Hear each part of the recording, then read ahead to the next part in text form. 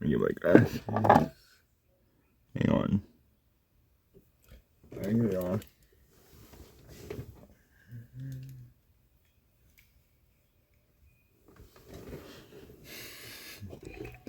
Do another reaction. This time it's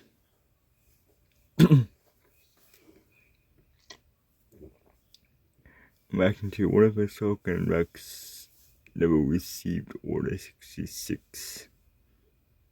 And again, this channel will be in the description below as always. Let's start. Hello. Our story begins inside of Venator en route to Coruscant. Ahsoka was sitting on the bridge with her close friend, Captain, now Commander Rex. The two of them were talking about the nature of the war. It was so close to being finished. Rex and the boys had their feelings about it. Ahsoka had similar ones too. The clones wouldn't have existed without the war, but many people wished that it never happened.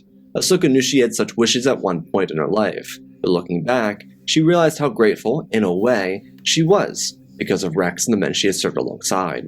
The biggest question for Ahsoka loomed on her mind after her conversation with Rex ended. She wondered what would happen next. She denied Yoda when she was asked about rejoining the Jedi Order, but truthfully, she wanted to be a Jedi again. Sort of. Ahsoka wanted to be a Jedi to help people, but with the war still going on, she didn't know if that was a possibility. She imagined showing up at the temple with Maul captured and learning from Anakin that the Jedi had won the war.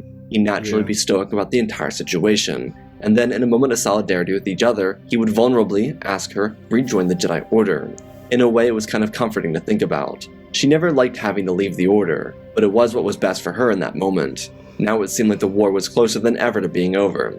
She hoped that with its triumphant end, she could partake in the relief efforts to help worlds that were destroyed by the war. There would be no communication to the Venator to break up this conversation. Commander Rex set up a forward command post inside the Palace of Sundari. The purpose of said command post was for all incoming transmissions from off-world. It's why General Kenobi contacted the palace instead of one of the Venators in orbit of the planet. Darth Sidious wouldn't ever get in contact with Rex. Instead, one of the men left in charge on Mandalore would receive the orders. Rex didn't do this intentionally. He was usually really good about making sure these command posts were taken down just before he left the world. He just happened to forget this one time. With the war so close to being over, he must have just been excited for the bloodshed to stop, and it slipped his mind. Rex wouldn't ever know, obviously. The clones on Mandalore naturally just assumed that the Order would make its way for their commander. As the two of them stood on the bridge, Ahsoka was lost in her thoughts. Her concentration was outwards. Hyperspace was such a provocative place. The flashing blue lights added a layer of hypnosis if one were to stand by a window for too long. Ahsoka was focused outwards, trying to get the Force to guide her to knowing what would become of this war, whether or not Kenobi killed Grievous, what would become of her master. The Force called out to her. The ignition of a lightsaber was followed by voices. Palpatine, Windu, Skywalker. What were they doing? There was a tense back and forth. Mace was trying to tell Anakin to not listen to Palpatine. What could this be? Ahsoka and Maul could both feel this. There was something so wrong happening at the moment. Anakin said that it wasn't the Jedi way, and he must live. It was also followed by screaming and yelling. What ended this connection to her master was the words from Anakin's mouth, asking, what had he done? Ahsoka nearly fell off her feet, turning to Rex, who grabbed her arm to make sure she didn't fall over. She said something happened to Anakin. She was unsure of what it was, but Rex was clearly shocked by her reaction.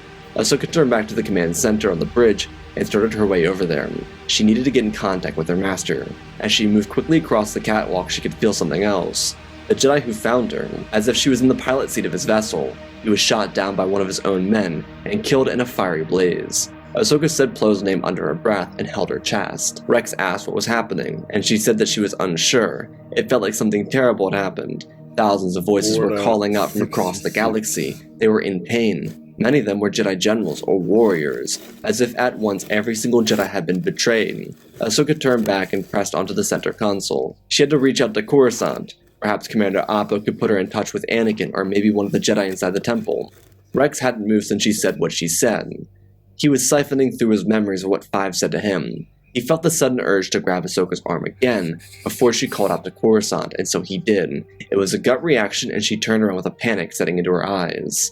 He said that perhaps it wasn't the right time to reach out. She asked what he meant, and Rex said he didn't know how to explain it.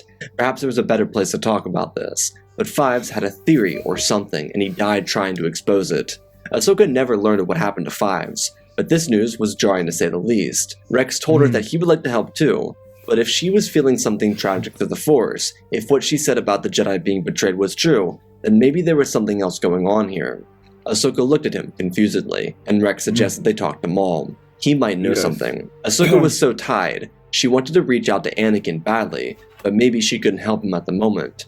There was no saying what was happening. Perhaps the Force was giving her a vision of the future, but what could explain all that darkness? At the same time, she thought about the fact that perhaps it was too late, and if nothing had been made clear here inside this vessel, then maybe it should stay that way.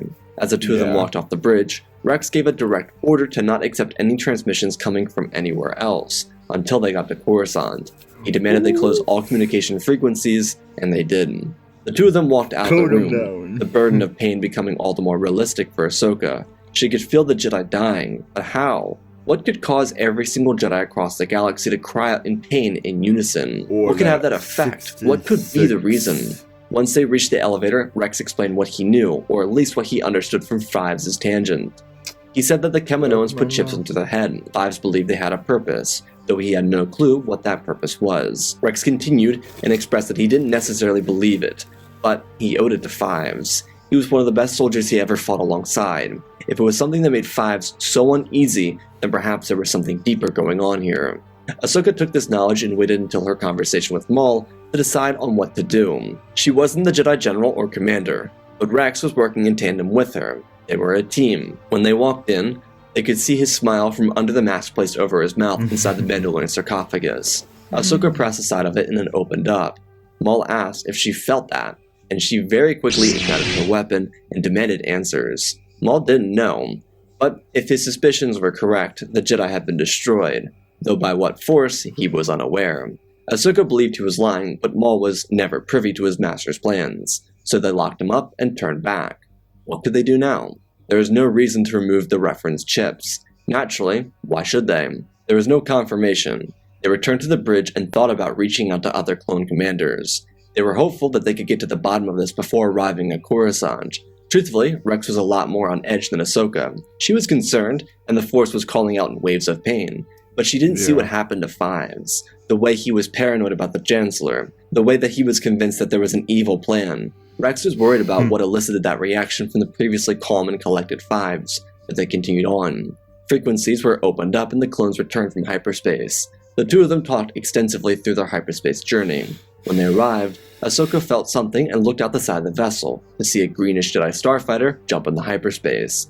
The essence from the ship felt like Skywalker, but there was so much darkness, so it couldn't have been him. She was optimistic about everything until they moved into the city and saw the Jedi Temple on fire.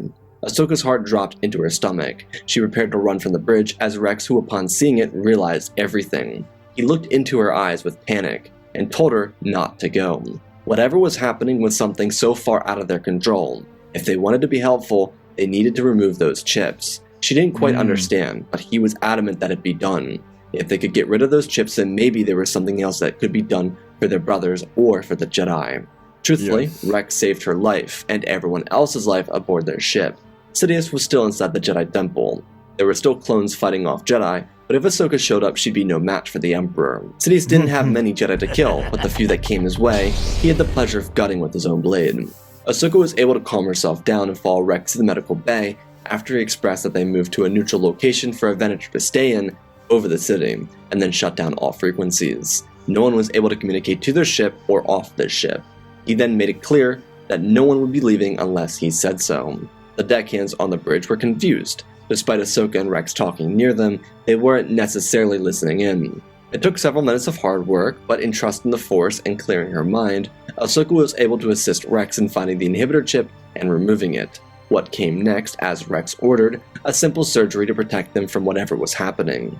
Commander Rex was adamant on protecting his men from the insanity that drove Fives to his death, and while naturally it would make more sense for him to keep the inhibitor chips, he saw LA-ATs flying away from the temple when Ahsoka turned around. He knew that there were clones inside the temple. They were doing something, and he didn't believe it was something positive. As the vessel started mass surgeries, he and an elite squad of troopers, including Jesse, prepared to head down to the temple. Sidious had since vacated, and when they arrived at the hangar bay, they were approached by Commander Oppo.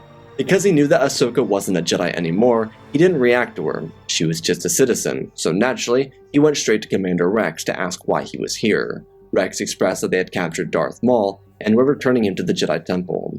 Appa said that it wouldn't be necessary. There had been a rebellion. Ahsoka asked what he meant, and Appa expressed that he could not reveal that information to a citizen. Truthfully, she shouldn't even be allowed to be here. Appa told Jesse and the other men with Rex to keep her here on the landing platform. Rex turned back to Ahsoka and she nodded. She obviously wasn't happy with this, but this was as clear of an indication as one could get that something was awry. Appa didn't have the biggest personality in the galaxy, but he never spoke that way to either Jesse, Rex, or her. She turned to Jesse, who was also perplexed by the response, but once Rex and Appa walked away, he said there was something else going on here. Jesse wanted to take a look. She agreed, telling him she would sneak in. Jesse and a group of the other men moved into the building as she found herself a vent to get into. Appa informed Rex of the situation and said that General Skywalker helped them deal with the insurgents. Once they walked through the hangar bay, they walked out of a door, and Rex's heart broke. He looked down and saw a bunch of younglings slaughtered by a lightsaber. Rex turned to Appa and asked him if he believed this was right. Are you turning your back on the moments that matter? Cascade. Dare to dish differently. Come on. The clone commander turned around and shoved his hand into Rex's chest, asking him if he... I hate when it things. Every single time a dang ad. Why? Why? Okay, let's continue. He's questioning Lord Sidious's directive to Order 66. Rex stiffened his voice and said he wasn't. If the Jedi were traitors, then they should die. But these weren't Jedi. They didn't know right from wrong. They were just children. Appa expressed that his questioning would be why he would lose the rank of commander in this republic. They won the war, and the Jedi were trying to further their enslavement of them. It reminded Rex of Slick from the beginning of the war. He had some bizarre version of the Order in the Republic that didn't make any sense with reality. Appa's vision was skewed, but what was even more alarming was the fact that Appa, despite his icy tones, was never this cold. He was a good soldier and he followed orders, but he was never boisterous about the Republic or the Chancellor or really anything. They continued walking around as the rest was explained to Rex. Across the city, inside of an LAAT, was Darth Sidious. He could feel the presence of Maul on the planet and demanded that they find the vessel he was on. When it was located, Sidious tried to get in contact with them, but they weren't responding. Instead of taking an LAAT, he had his personal shuttle take him up there. Of course, being that it was the Chancellor's vessel, he was permitted into the ship, despite what Rex's orders were. Palpatine requested to see the captured individual, and he was taken to see him. Palpatine at this point was expecting Lord Vader to be the shining example of Sith apprentices. Sidious walked through the halls of the ship with some Coruscant guardsmen. They stopped at the entrance and told him that he would need an escort into the cell, and he told them that he would not, even without the chips. Who were they to deny the orders of the Chancellor? Palpatine walked into the room and opened up the sarcophagus. He told Maul that he really did pity him. The Zabrak, former Sith, panicked as he tried to squirm his way out of the trap, but he couldn't. The panic in his eyes led to Sidious laughing to himself. Palpatine expressed that if only he was capable as a student. He turned back and said that there was such a high ceiling for him. He could have been the apprentice responsible for the destruction of the Jedi. Instead, he lost to a Jedi Padawan, someone as useless as Kenobi at that. Tried to start a rival Sith order, and then failed at a little uprising on Mandalore. Such a potential prospect driven from his stature to be nothing other than what? Sidious released the mouthpiece so Maul could speak. There was nothing he could say, so Sidious dumbed the question down from his former apprentice, asking him, what was he? Maul looked around trying to find a way out, and Sidious smiled, telling him that there was no escape.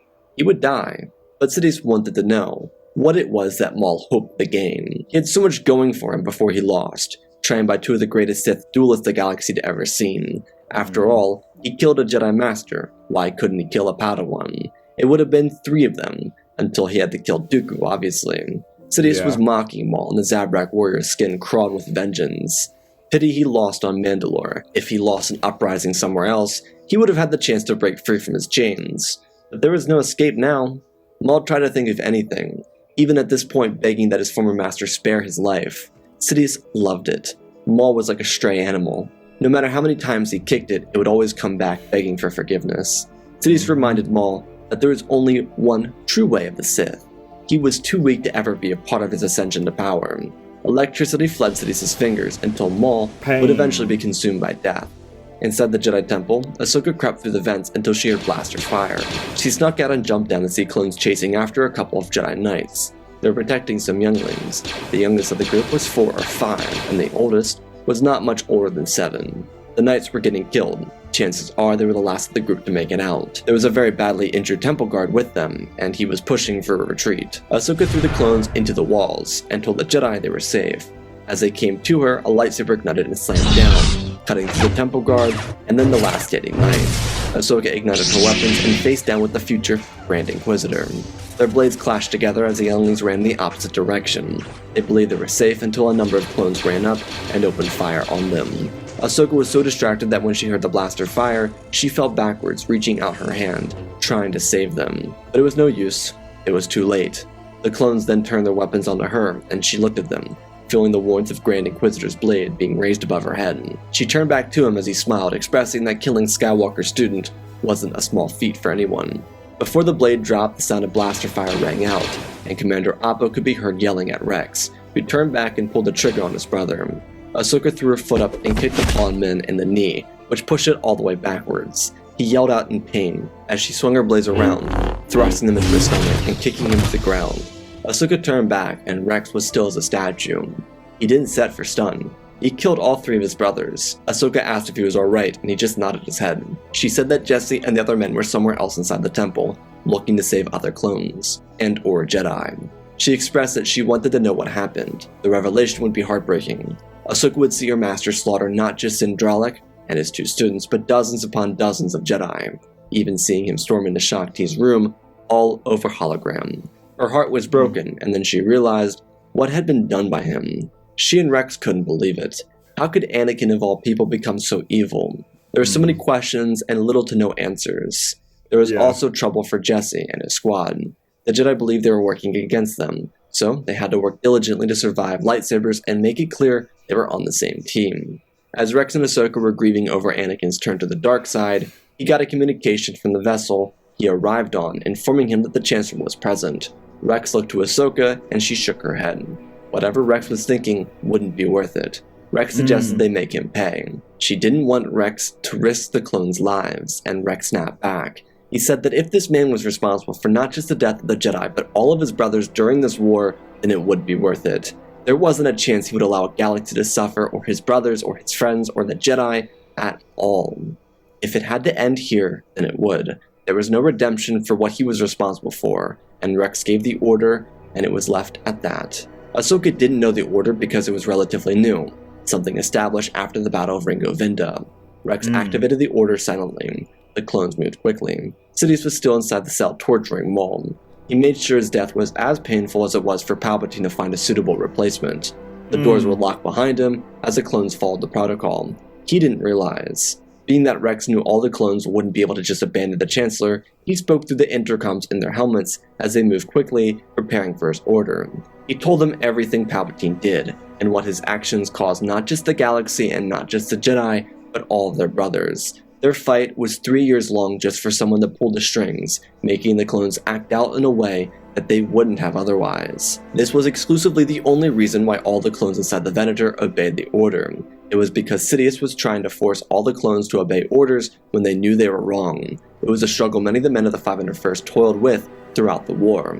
Whether it be during the Battle of Umbara or their struggles before and after, they were living men. They weren't just battle droids, they had free will, the ability to delineate between right and wrong, and there was no way they could just allow a chip to control their minds. It was so hard to hear that all their brothers had been controlled. Rex, after speaking out in a heroic message, fell to his knees. Ahsoka came over to his side and asked him if he was alright. He was silent, so she gently and subtly removed his helmet. His eyes locked on with hers, and tears slipped from his eyes as he looked away. She told him that he was a good soldier, and so was every single soldier in that army.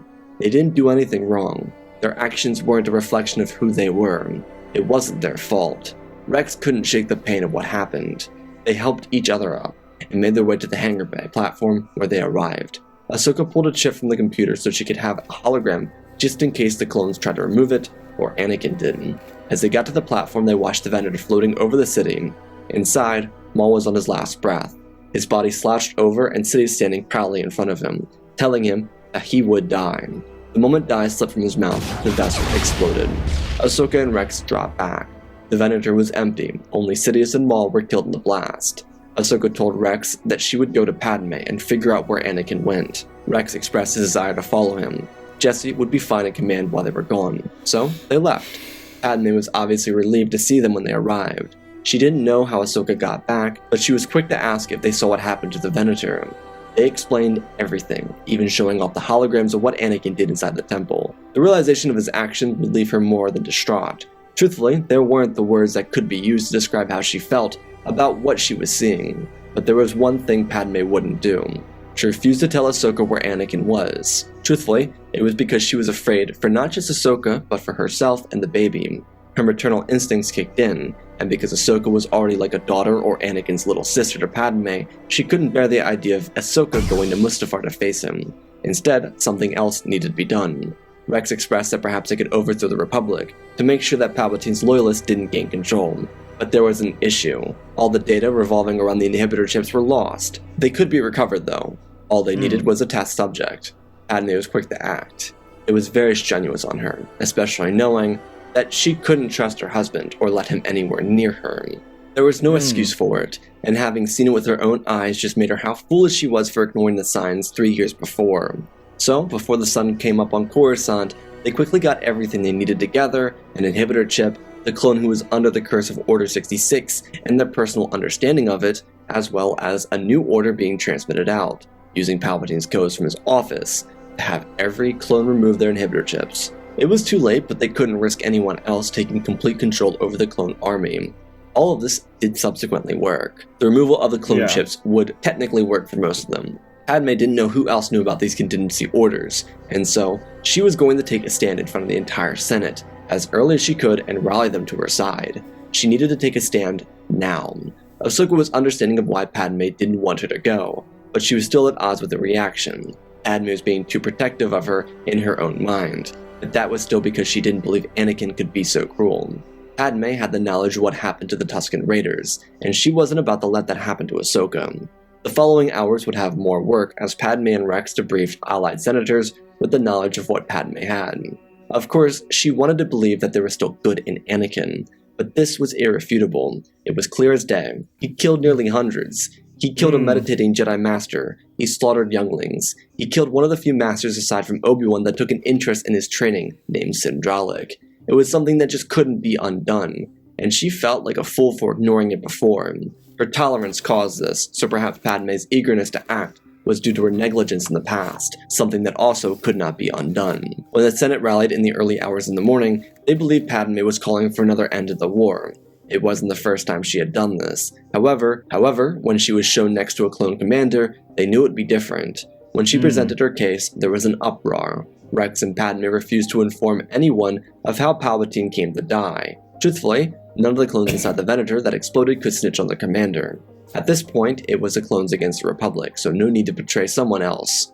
The Senate hearings went on for hours, and because no one knew that Palpatine actually died, they all believed he ran away. Rex was questioned on the explosion of the Venator near the Jedi Temple, but he expressed that the chances are there was a fuel leak from the Battle of Coruscant, and the engineers had apparently missed it. The whole system imploded, but the crew was able to evacuate the vessel before the explosion. He would have answers soon. His second-in-command was currently interviewing the engineers. He just informed the Senate of what he believed happened. All this was obviously a lie, but this was his quote-unquote confirmed reasoning for the detonation. Anakin would be left on Mustafar without having any communication from his master, but because he was hopeful Palpatine would give him answers he desired, he stayed on the fiery world, surrounded by dead bodies, and waited for his next instructions. Those orders would never come. Coruscant was turned upside down, and because Ahsoka technically couldn't be inside the Senate building, she went back to the temple. She ended up finding a few survivors and helping them. Because the temple was secured by clones without inhibitor chips, it was actually safe, but the damage was already done. It'd be Ahsoka that welcomed into the complex Yoda and Obi-Wan, who were very on edge. Obviously there would need to be a lot explained, and it would be. This all happened despite Padme being present in the Senate all day. She inevitably, due to being pregnant, fainted during her speeches, and she was rushed to a hospital nearby. Though due to the nearly 12 hours inside the Senate building, a good number of people within the Senate turned to her cause. With additional help from some of her closest allies, they were able to thwart attempts to diminish her points. The Senate effectively, within the span of 12 hours, turned against Palpatine and his closest allies. The issue then remained: what became of the clones? The debate was, if they were capable of destroying the entire Jedi Order, whether they agreed on it being right or wrong, then should they be allowed to continue functioning as a military force? Or, if they removed those chips, would the clones be more docile? However, there was also another question, which was what happened if the clones, after removing their chips, became disenchanted with the Republic anyways and rebelled? These questions were all valid, and Rex couldn't speak on behalf of all the clones, because the public, despite recognizing them as all the same, knew they weren't exact replicas, personality-wise. Though some in the Senate were willing to believe that all the clones were literally the same. There were even voices in the Senate demanding that all the clones just be put to death in case, as if they could shut down all the droids like the Separatists could theirs. That also was an issue though. How could they present a case of strength and resiliency in the face of a lost leader? Padme would have a healthy birth and her friends would be by her side. Thanks to a heads up from Rex, Ahsoka, Obi-Wan, and Yoda were all overjoyed to see her survive the events, and they were there for her. She was definitely depressed from Anakin's decisions, and postpartum wasn't exactly helping with that.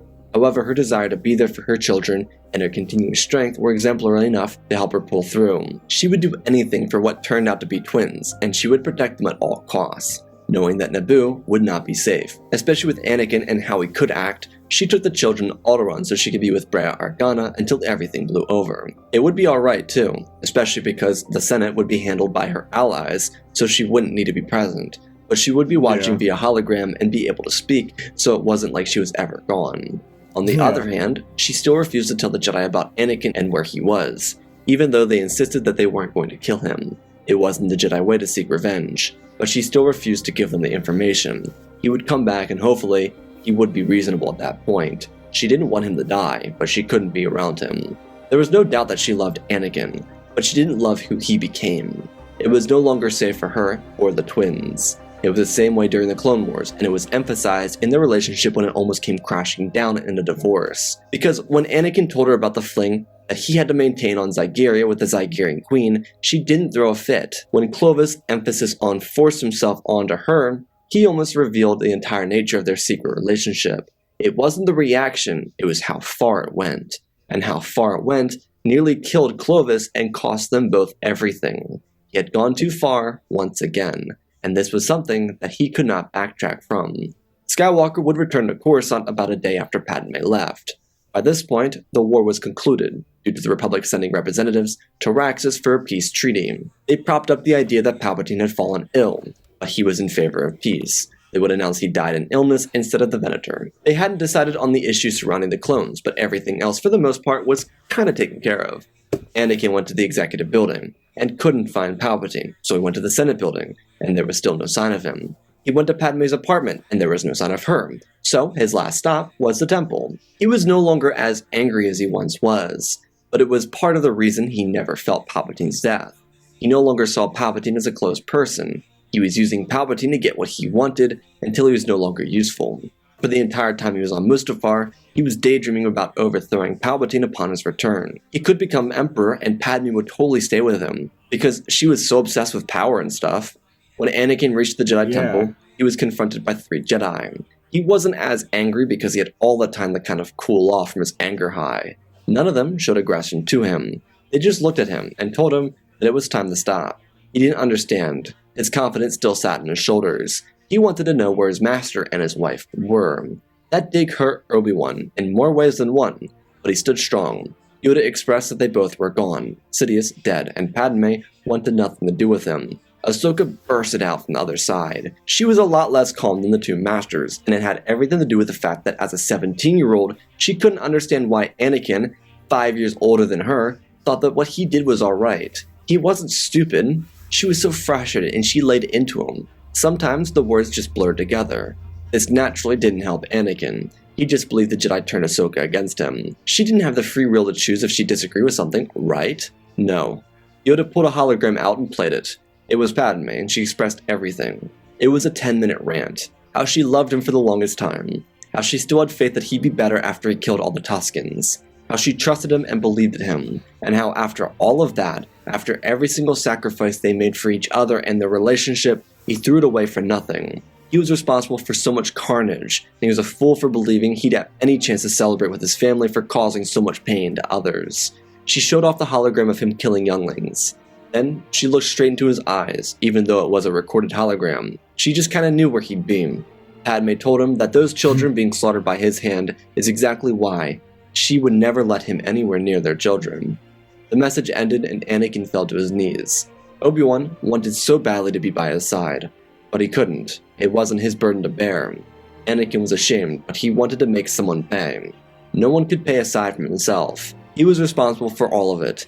He sat with his thoughts, and then, in a similar fashion to how Ahsoka left the temple, Anakin did so too. He walked right into the sun, and all that were left were the beginning and the end of Skywalker's Jedi legacy. The master who finished Obi-Wan's training, Anakin's instructor, and the student who fell from the Order. A legacy now defined by suffering due to the Sith. Anakin wouldn't be seen by anyone for years to come. Not that anyone he loved wanted to see him, let alone forgive him. The Jedi were given amnesty for something they didn't do, and they were given funds to rebuild what had been lost. But credits couldn't undo the damage of losing 9,900 Jedi. The light prevailed, but the cost was detrimental. Ahsoka would become a Jedi again, but it would be hard, especially since the Jedi continued using the temple on Coruscant.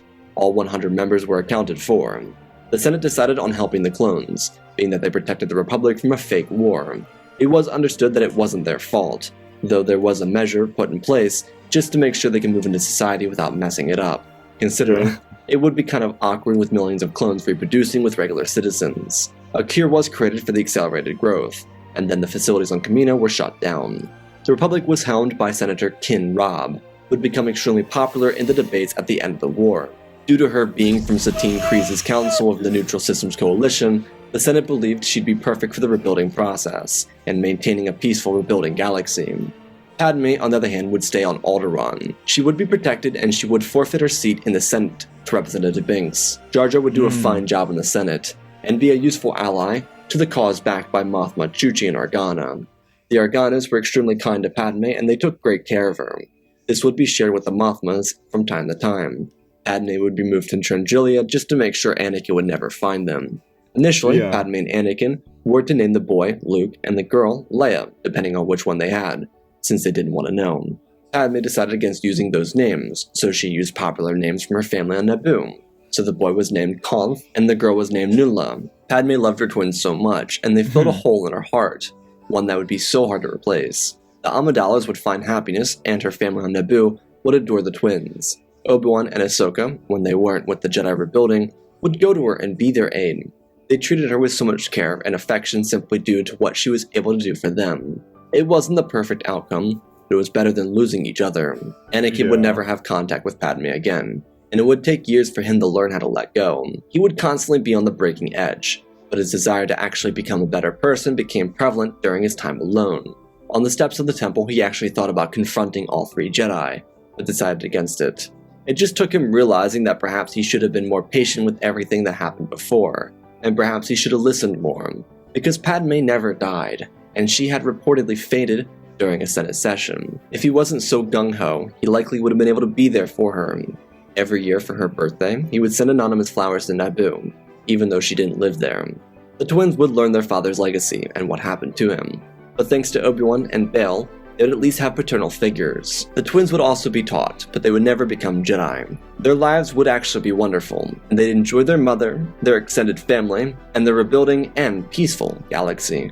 And that, my friends, is our story. Again, special thanks to Galvan Gaming, Tristan Mandor, Sir William 1567, Darth Revan, Granddaddy Bane, Cullen Rooney, The Last Jedi, Apollo, Weewoo 670, Annika Stank Runner, CT7567, Toaster Oven, Awesome Oz, Darth Knox, The Eternal Padawan, Joshua Tem, Johnny Nguyen, Sansa Skeleton, Jedi Sloth, Master Geek Gamer, Lord Cali, Galaxy 66, Anime Studios, Anakin 003, Lord Draken, Fortress Like Star Wars, Erebus, Rex the Wolf, the American 3 First Names, Darksaint 46, Baron Joshua, and Lord Deadwing for supporting the channel. Smash that like button, explain in other ways.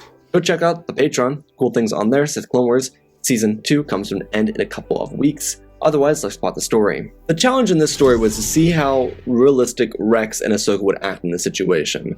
They're not just given the facts of what happened But Rex does know more about Order 66 than Ahsoka would at this point, and so it was kind of hard trying to figure out how that would naturally happen. But I like how the dynamic kind of foiled out over the story. It's very much so a parallel to Victory and Death from the Clone Wars. I wanted the story to have the same tragic effect of Revenge of the Sith, but also have this triumphant kind of victory for the clones, being that the clones are the ones that destroyed their creator.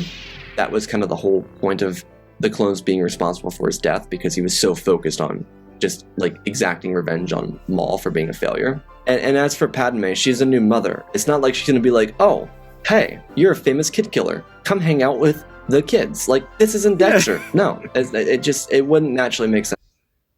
Yeah.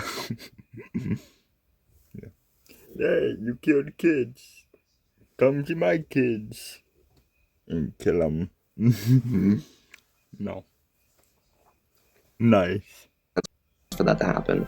And I don't think she'd want to have communication with him. She might forgive him at some point, but not want to interact with him, if that makes sense. It's like, I forgive you for what you did, but I don't want you in my life. So anyways, I hope you all enjoyed. I love you all, spread the love, and always remember, my friends, may the Force be with you.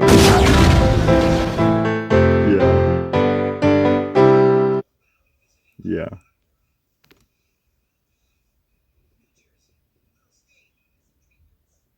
We're at the end of that.